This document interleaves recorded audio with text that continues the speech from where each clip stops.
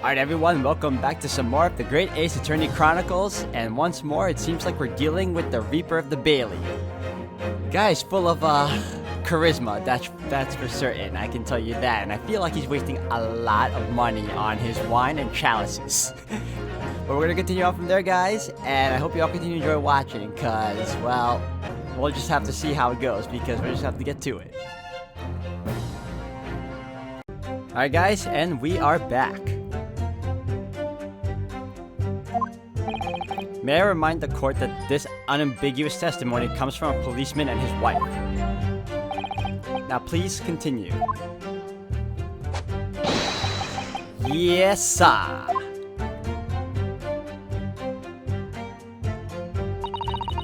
We ran straight over the course and went for help at a nearby police box. Hold it! Was it your husband who went to fetch help? No, I went. I may not be a police officer myself, but I am the proud wife of one after all. Isn't that right, my darling?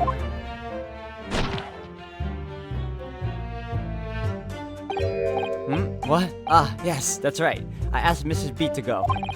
I was off duty by that point. But a Bobby's never truly off duty, of course, so I felt obliged to stay and guard the scene. Very laudable, Mr. B. Preserving the scene of a crime is a task of considerable importance. That's why I sent Patricia, you see. I told her where to find the right police box. Forgive my ignorance, but what do you mean exactly by the right police box? Depends on the crime's location, you see, as to who deals with it. Where the woman was stabbed wasn't actually on my beat. So I told Patricia the way to the police box for the beat the incident fell under so she could go and report it. I ran there as quickly as I could and asked for help from the Bobby on duty. There's nothing more potent than a young couple in love working together, you know? And thanks to your swift response, the case was quickly resolved. The actions of two model citizens. Oh please, you're making us blush, isn't he, darling?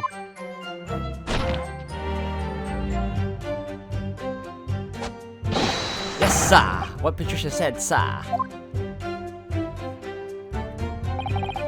Let's move on, shall we? It was definitely It was definitely that Japanese man at the dock. Rolly and I both saw him as clear as day. Hold it! But surely you wouldn't have been able to see his face by the light of a gas street lamps, would you? We absolutely could. Us Londoners have exceptional eyesight, I'll have you know. Right. The light from the street lamps was more than enough. And my husband already told you that the fog was only light, didn't he? Ah, yes, and what of the fog? We're famous for it across the globe, I believe. But it's an absolute menace to those of us who have to live with it, of course. Oh, it is. It is. When it's thick, you can't even see the hand at the end of your own arm. Yes, alright, I take your point. Now, could you stop shaking your husband about? The constant fog makes our eyes very sharp, you see. That's why we can tell you for sure and certain that it was the little Japanese man we saw. Can't we, darling?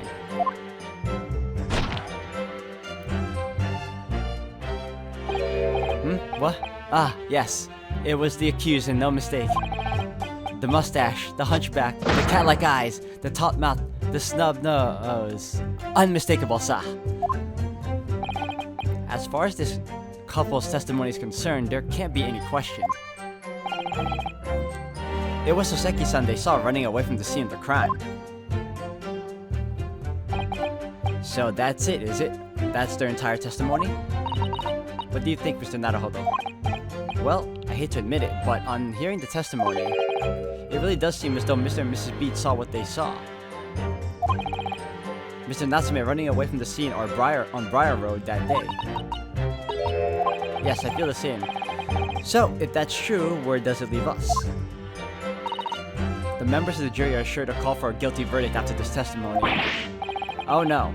Then what do we do? If Kazuma-sama were here. What are you trying to say? I think he would try to find a contradiction somewhere else within their testimony. What do you mean, somewhere else? Their statement about seeing Mr. Natsume is unequivocal. Calling that into question won't help. But if you could identify some other part of their testimony which appears to contradict the facts, you might be able to discredit them to make the jury doubt if the pair's memory of the day is inaccurate. Ah, right. Put simply, we must focus on finding a discrepancy in these statements somewhere. If we don't, I'm afraid the trial may reach an early and unfavorable conclusion. Why do I always seem to be so up against it? Mr. Lawyer, sir, can I ask you something? Oh, yes, of course. What is it? Well, you keep asking us all these questions about everything we've told you, so... It seems like you don't believe our testimony, is that right? Is it? Well, out with it. What? No. Oh no, it's really not that at all. My husband's a policeman, remember? And I know what I saw. I remember every last detail, everything. Like, oh, I know. What about the books the man dropped? I can tell you the names of every single one every single one. And you dare to question how reliable my testimony is? That will do, Mrs. B. No, it won't do at all. That Japanese lawyer has no idea what I'm capable of. Even if I decide to forgive him for insulting us, don't think for a minute that Rolly will. I really didn't mean to cause offense. Please put your husband's fist down. Perhaps you would like the opportunity to supplement your testimony, Mrs. B. Might that appease you? Oh, thank you, my lord. That would settle things nicely. Wouldn't it, darling?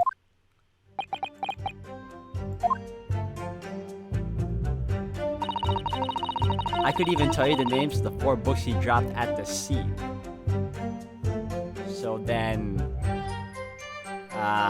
please do. Hold it! Yes, we know that there were books dropped at the scene of the crime, as you say. Those purchased by the accused at the nearby secondhand bookshop on the day in question. After I'd been to the police box for help, I decided to have a good look over the area for good measure. I'm a proud policeman's wife after all. I did it for Rolly. And what was your husband doing at the time? Oh, he was lying face down in the snow, getting some well-deserved rest. He works ever so hard, you know. Ever so hard, don't you, my darling? Interesting way of guarding the scene of the crime. Well, Mrs. Beatsing, as you regaled the court with tales of your powers of recollection, would you be so kind as to recount the titles of the books you observed at the scene? Yeah, I was kind of hoping she would tell us already. I'd be happy to. Now, are you all listening? There was the picture of Monsieur somebody or other and what's it yearnings. Then there was a meal for someone, and the last one was definitely the thing me something. I thought your recollection was perfect. You see? Yes, I see there are 1 or 2 holes in your memory. Oh well, they were along those lines, I'm quite sure. There were indeed books found at the scene with the titles along those lines as you put it. Well, what did I tell you? So I think it's very mean the way you've been implying that my testimony can't be trusted. Well, after that incredible example you just demonstrated to us about knowing the titles, I was right to question it. Don't you agree, darling? Anyone who upsets my Patricia will have me to answer to. That's a first. Terrifying. Yes, she really is. So that is it, is it? That's their entire testimony. What do you think, Mr. Naruhodo? Well, I hate to admit it, but on hearing the testimony... Oh, we're repeating again.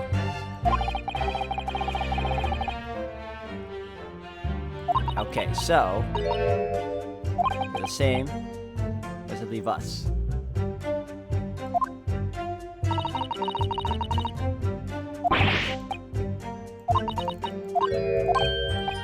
Alright, time to find discrepancy.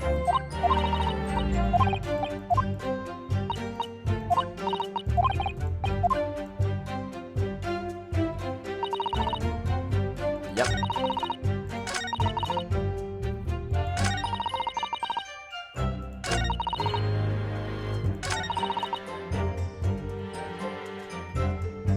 So let me check out.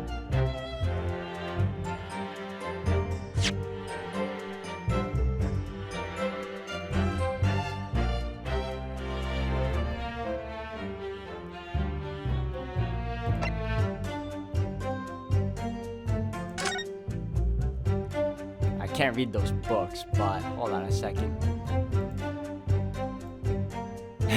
Yeah, I really can't read those books. Alright, so before that, let me check the name again. Yep.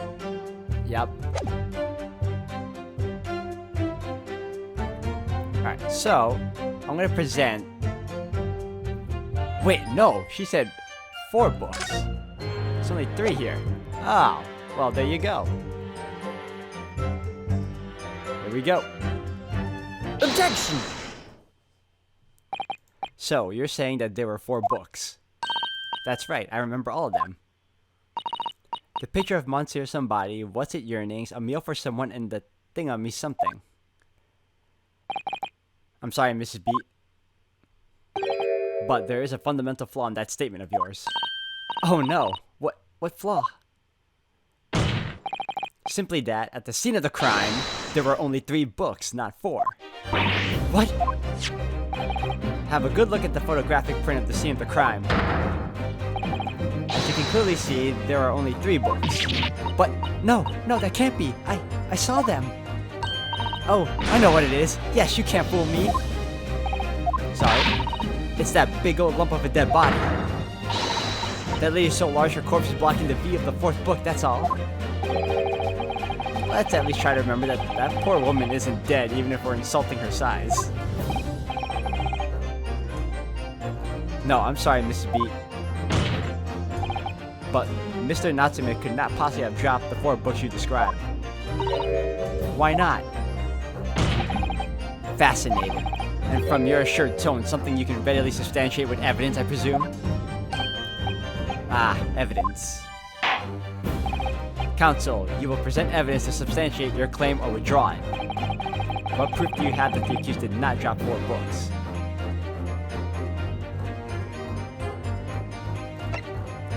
Second book receipt, the case file, local map.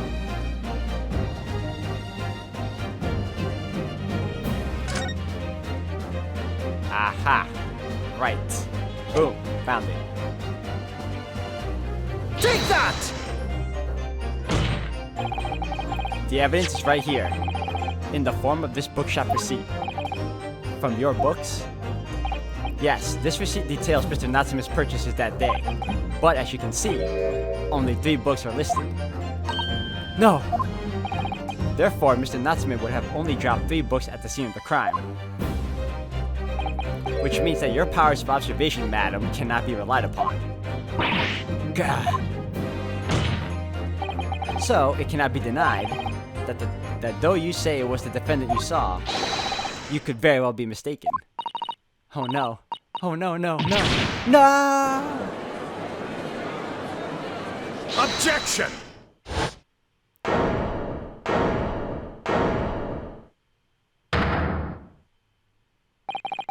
It's plainly evident that it is your powers of deduction that cannot be relied upon, my learned Nipponese friend. What? Oh, here we go again. What cannot be denied is that these 2 witnesses saw the accused running from the scene. A fact you know very well you have no hope of disproving. So you've striven to avert attention from that by dint of some inconsequential discrepancies. Would that be fair? He sees right through me. But your plan has somewhat recoiled against you. What are you talking about? It's quite simple. Let me explain what it toast. To the policeman's wife and her entirely accurate testimony in every respect. Oh, you see, the matter is not up for debate. At the scene of Briar Road, a total of 4 books were most definitely found. Objection! But what about the photographic print? It only shows 3 books. Quite right, only 3 can be seen in that print. That print. You mean to say... Allow me to present another, one that shows the victim's hand.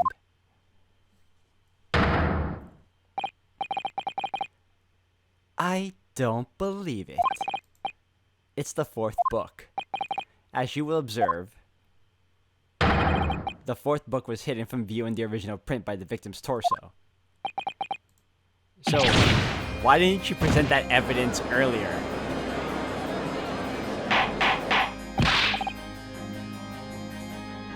Order, order!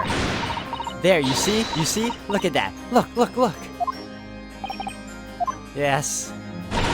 It's just like I said, isn't it, my darling? Yes, sir. Patricia's always right, sir. Let us study the receipt for the books purchased by the accused in the day in question. Mrs. Beat, the titles once again, if you please.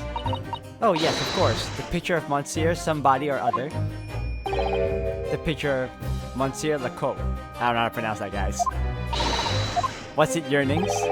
Canterbury yearnings? A meal for someone? A meal for Gabarau, in fact?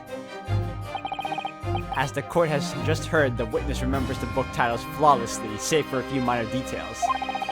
Mrs. Beat's powers of recollection can only be described as exceptional. I wouldn't say exceptional, but alright. Did you hear that, Rolly? The gentleman's paid me a compliment. Yes, sir. Flawless, sir. Patricia is flawless. But there are only 3 books on the receipt, and Mrs. Beat mentioned 4. There's nothing surprising about that. Clearly, the 4th book is that which is shown in this photographic print. I'm sorry, counsel, but does that not seem odd? Why should the 4th book be omitted from the receipt? It's not odd at all, my lord.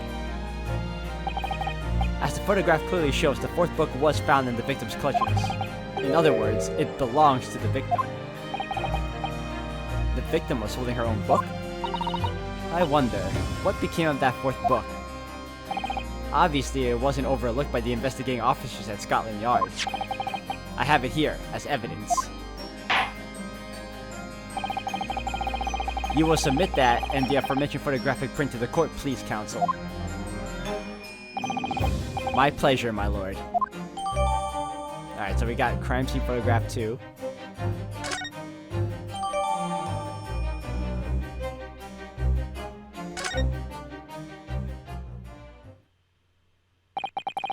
The prosecution rests. I have nothing further to add. What? You seem surprised, my learned friend, but your resistance until now has been in vain. Entertaining, yes, but futile. The spurious longer route to the accused lodgings that you try to establish in your summation examination, and the attempted discrediting of the witness's powers of recollection in your cross-examination. Futile. I walked right into this, didn't I? You see, everything we've said is true.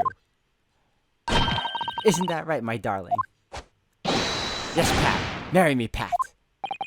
So, perhaps the ladies and gentlemen of the jury would like to reconsider their positions. Should the court waste any more time on this Nipponese travesty? Or is the decision you have to make all too apparent already? You have heard all of the witnesses and seen all of the evidence. This trial has run its course. Mr. Naruhodo, I'm afraid we are in a terribly precarious position. I know, but if I fight back in the wrong way now, I could very well just make matters worse. Think, Ryunosuke, think. What do you do now? This one is tough. I'm gonna keep fighting. Let's go. Objection! I'm not done yet. No, my learned friend, it's over. That last cross-examination was your final chance to establish a credible defense, and you failed. The die has been cast. There is no more room for debate. Well, it might be over as far as you're concerned, but...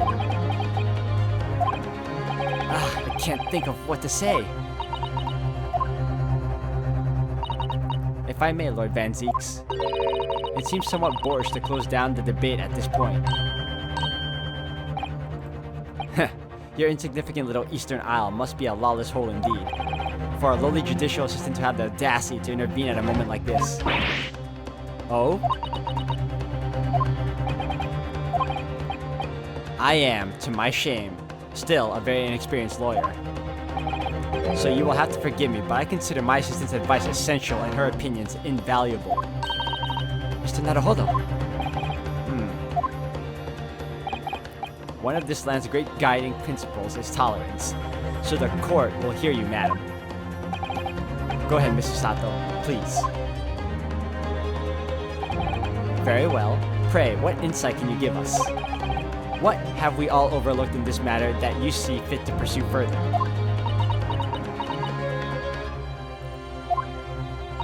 Well, the court has been presented with new evidence, but only after the last cross-examination finished. I see. And you believe that this new evidence warrants further examination, do you? Mr. Naruhodo, what do you think? It's just possible that this new evidence might be the decisive proof we've been waiting for. The judge is sure to ask the members of the jury to announce their leanings in a moment. And of course, he's sure to ask you to explain what the crucial piece of evidence is and why. So we must take this opportunity to examine the newly presented evidence as thoroughly as possible. Yeah, I understand. And thank you, Mr. Sato. This is it. Mr. Sato-san has managed to win us one last chance here. I can't let it go to waste. The defense wishes to present evidence, my lord. Very well. The defense may present one further piece of evidence. Alright, the new book. Let's check it out.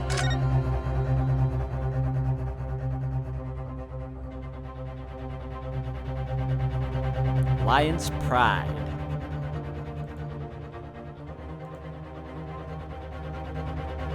Oh, what the heck is this?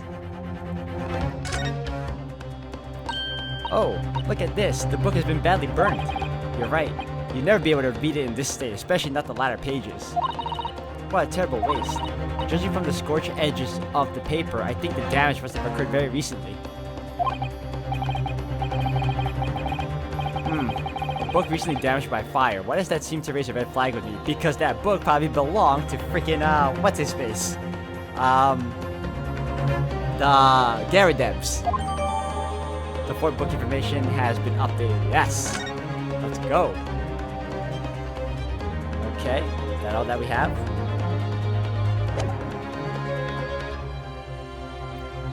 Alright then, we're presenting it. Go time. Take that! The evidence in question is what we can see from the newly presented photographic print of the crime scene. The fourth book found in the victim's hand. Objection! We have already discussed the fourth book at length. Other than it being in the victim's grasp at the time of the incident, no significance has been attached to it. Pursuing the matter further would be a flagrant waste of the court's time, as you well know. Yes, I'm afraid, counsel, I must concur with the prosecution on this matter. When I afforded you this opportunity, you led the court to believe that the evidence in question contained a hitherto undiscovered clue. So I must insist that you elaborate, counsel. You will identify this clue at once. Do I make myself clear? Yes, my lord. It's... Mr. Naruhodo. I believe the prosecution is trying to avoid a thorough examination of the evidence, which means you may very well be on the right track. Yes, I think you might be right. So, counsel, precisely where is the vital clue to this case which this fourth book conceals?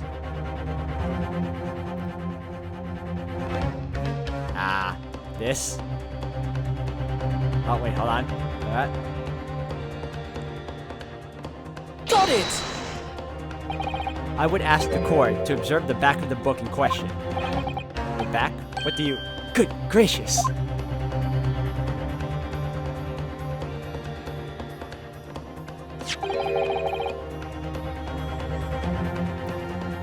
It's been burnt to a crisp.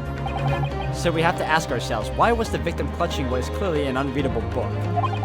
It is undeniably an extremely unnatural thing for her to have been doing. Objection! Unnatural, you say? And what of it, my Nipponese friend? Oh. Were I to concede the point, if it bears no relation to the case, there is nothing to discuss. So, should you wish to assert that this fire damage is some veiled clue as to what happened that day? Pray, do enlighten us all. What truth does this charred book hide? A charred book. There's just one possibility here which I can't quite bring myself to rule out. It's an outside chance, certainly, but worth a try. Alright, I'll explain my theory. Don't keep us waiting any longer then, Counsel. Explain this theory of yours. What are you suggesting that you can ascertain from the fire damage this sorry tomb has suffered, sorry. Its owner.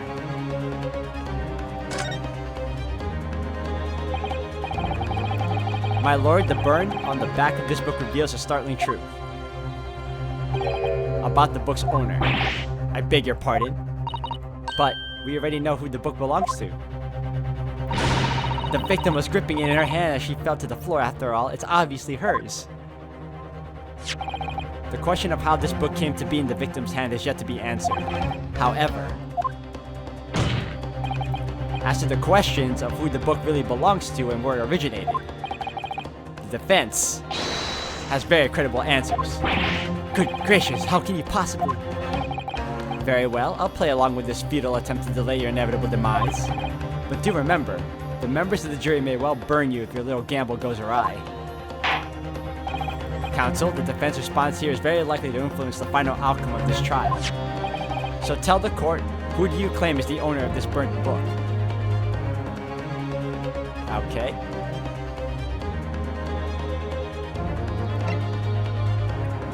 This man here.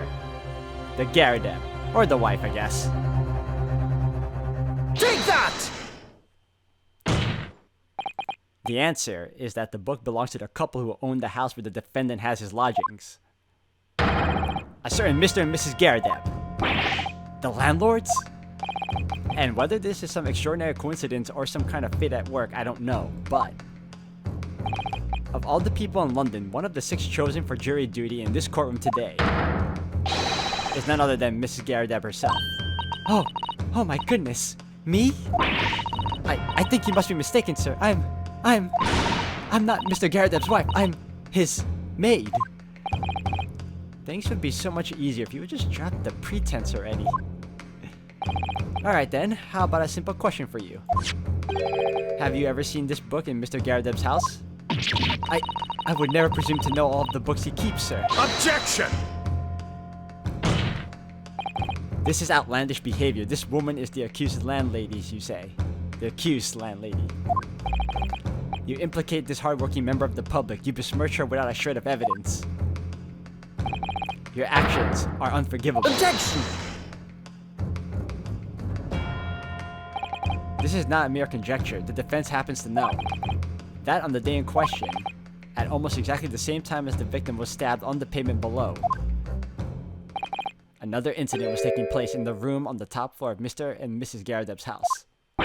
Good lord! What sort of incident, Counsel? A fire, my lord.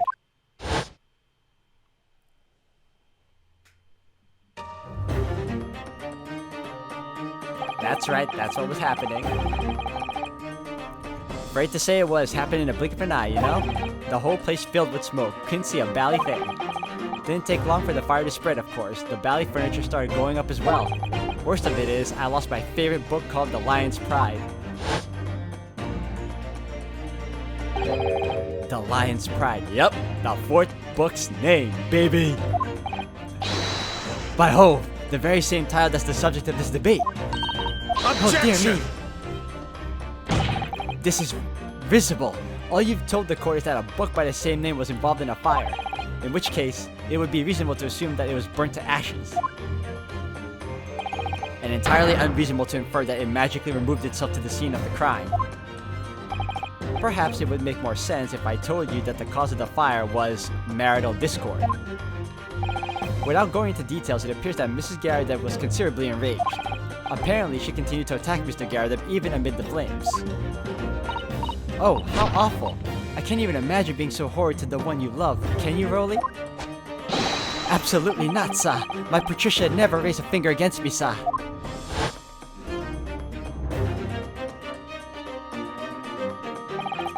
Had all my favorite old novels in that case, but as soon as the fire got hold of them, that was it. Whoosh, up in smoke. Then the wife started hurling things at me. There was I, back up against the window, under heavy enemy fire, incendiary books becoming 10 to the dozen.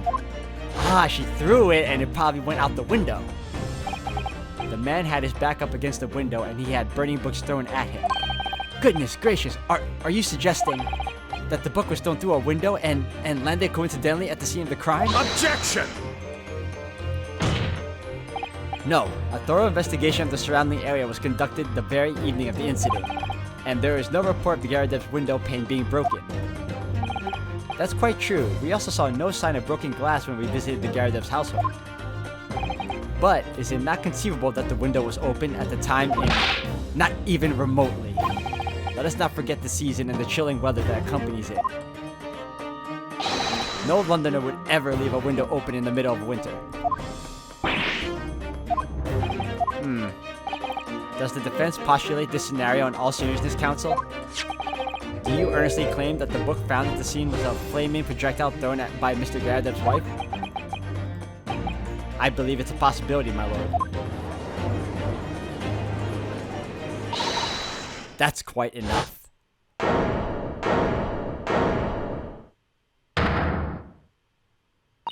Well, I hope that everyone can see for what you are now, you little foreign trickster. You call yourself a lawyer, but you're just a coward. A mean coward. Really. Claiming that our little tip set the whole neighborhood alight, honestly. Implying that I'm merely posing as a maid for appearance's sake. How could you? It's nothing to do with this beastly case, not any of it. All you've done is sully our family's name. No, I assure you that was never my intention. Dragging up upstanding citizens' name through the mud simply to divert attention from your failing defense. I should box your ears, that's what I should do. It's utterly unforgivable. Too right. Here we go. How long have we sat here listening to this Nippony spouting out his fancy foreign theories? But think about it. At the end of the day, the only person who could possibly have stabbed the victim is that little hunchback with a mustache, and he ran away from the scene too. I do declare you're right. It's true. Yes, what did I tell you? Makes sense to me. Sorry? What's that?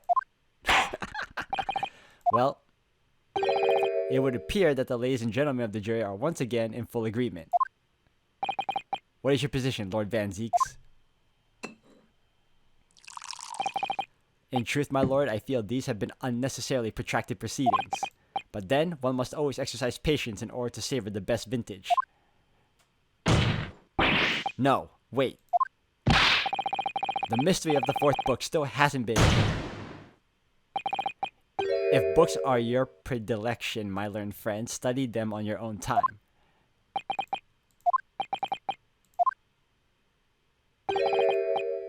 What, no forgive the discourtesy this time?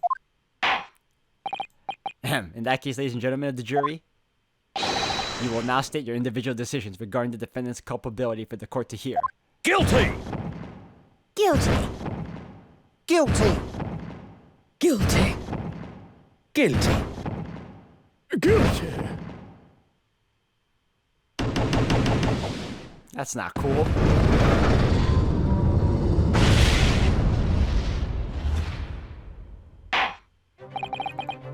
Thank you for that unambiguous response. That's twice now. It's over. Mr. Naruhodo, don't give up. Mr. Sato, have you forgotten? The battle isn't over yet. You're not suggesting... Of course, the defense has the right to another summation examination at this point. You could still convince the jury to change their minds. You have one more chance. My lord, the defense asks to exercise its right to a summation examination. You believe you still have tricks up your sleeve? I don't intend to trick anybody. I intend to uncover the truth. Alright guys, I'm going to end the video here for today. It's getting a little hectic and chaotic, but we're going to continue on when we get back. So thank you all for watching, and until the next one.